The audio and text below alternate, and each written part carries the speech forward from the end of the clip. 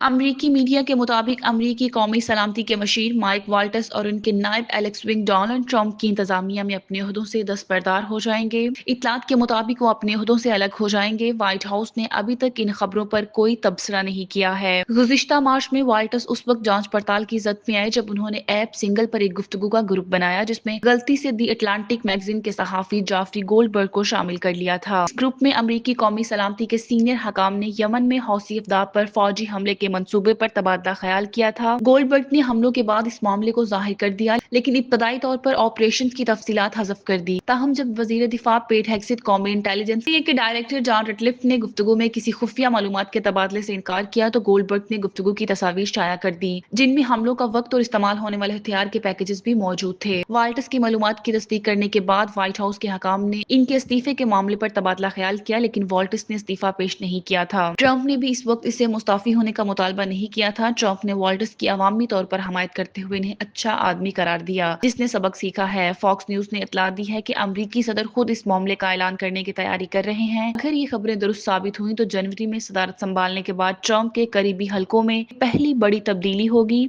अभी ये वाजिया नहीं हुआ कि वाल्टस की जगह कौन लेगा, लेकिन जराये के मुताबिक मुमकिना उम्मीदवारों में अमरीकी खसूसी एल्ची स्टोक भी शामिल हैं। वोटोव ने रूस में यूक्रेन के दरमियान और मशरकी वस्ता में सफारती कोशिशों में हिस्सा लिया है।